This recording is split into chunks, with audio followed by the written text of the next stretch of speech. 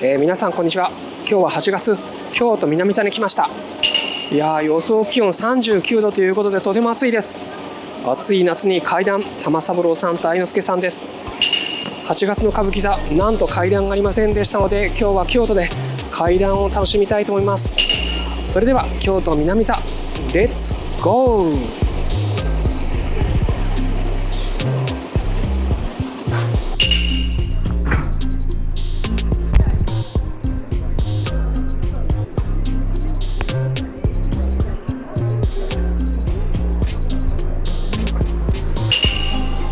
今、階段ボタン道路の一幕目が終わりました。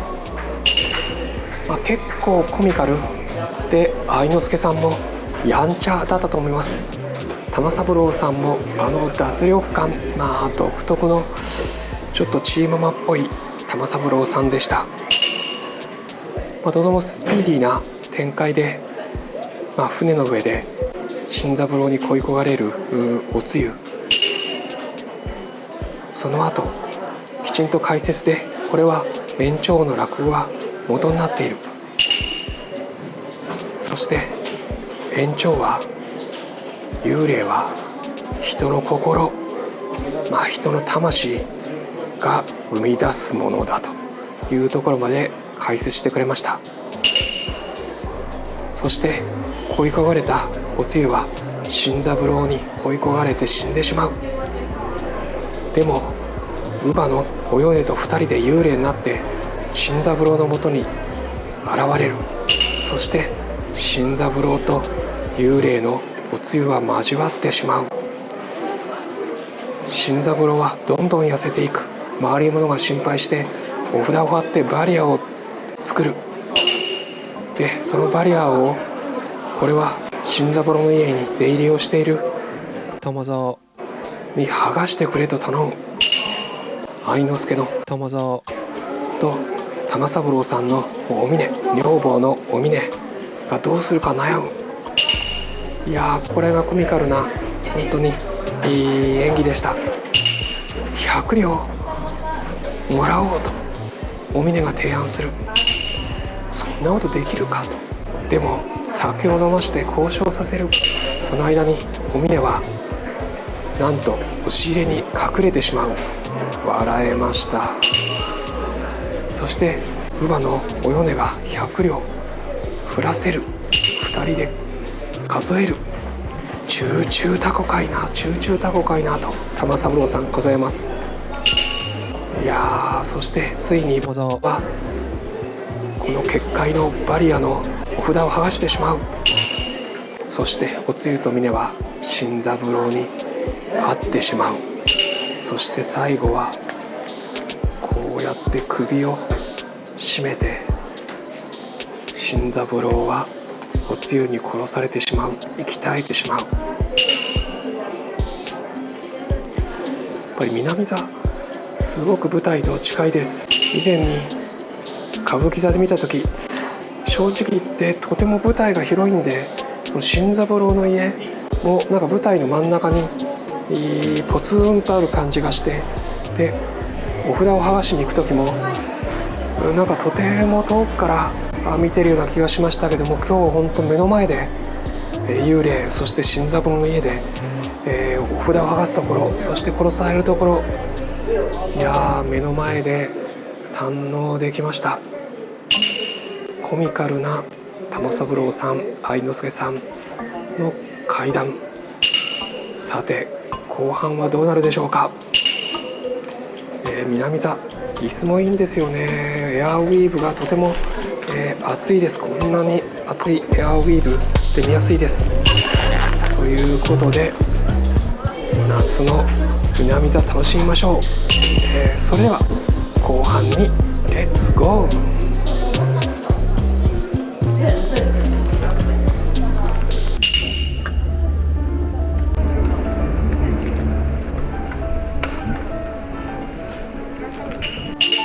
今階段ボタン道路の後半が終わりました。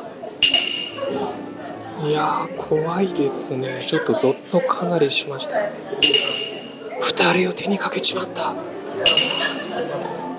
お峰、置いてかねえでくれ。と言って花道を友蔵の愛之助さんがボロボロになりながら何度もつまずきながら走ってきます。怖いなこれ。あれ以前も見たはずなんですけど、こんなにボタン道路って怖い話でしたでしょうか。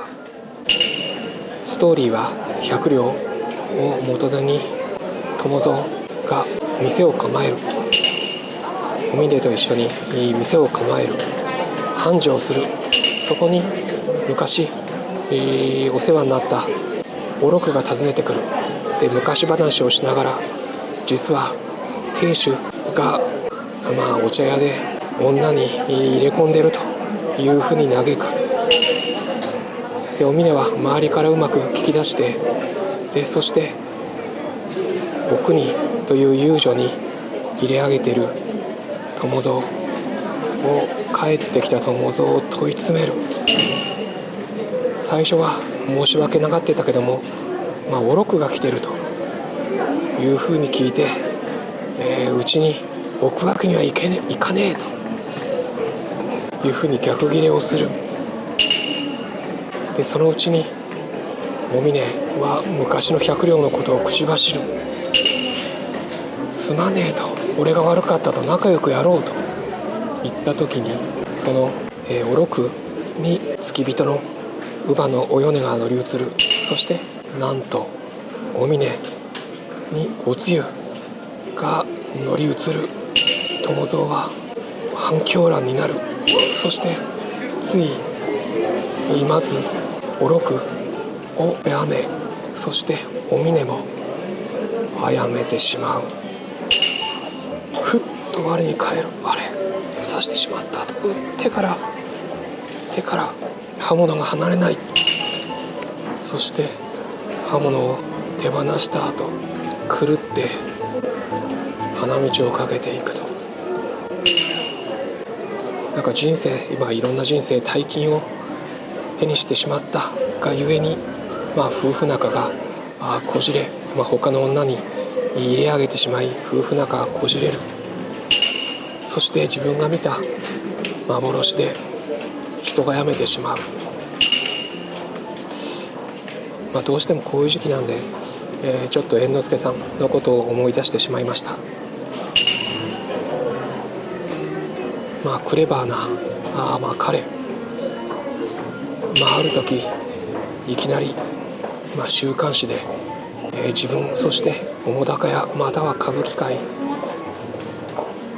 の名誉を汚すようなことが明日発売になるという時に置かれたら人間がどうなるか。父の段四郎さん、その奥さん3人で会議をする。ちょっとそういうことも、自然に頭に思い浮かんでしまい、ちょっとうるっと、涙が出そうになりました。本当に、人間ふとしたことから人生がぐらぐらと崩れていく。でもそんなことが、この延長の名作ボタン道路でもあったし、実はリアルの世界でもあるということで、ちょっと重ね合わせてしまい本当にゾッとしました。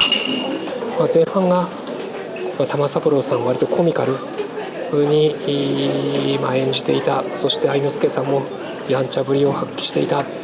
だからこそ、この最後怖かったです。ぞくりとしました。これが、怪談の凄さだと思います。全然本当に四谷怪談とか違って、舞台装置、大仕掛けがあるわけではありません。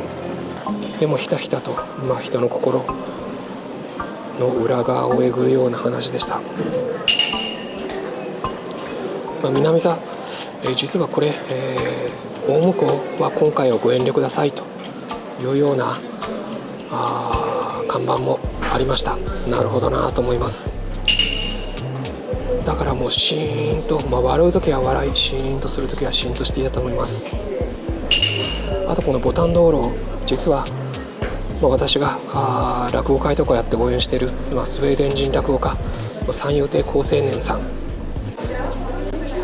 笑点にも出てる好楽師匠のお弟子ですけども、お弟子さんですけども、今度階段ボタン道路を覚えるというふうに言ってました。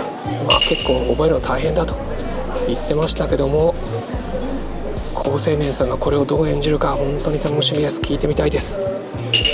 今後も三遊亭好青年さんの落語会、実はもう11月26日に鎌倉でやること決まってます。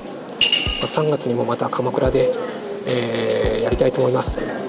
またご案内しますので、よろしければお越しください。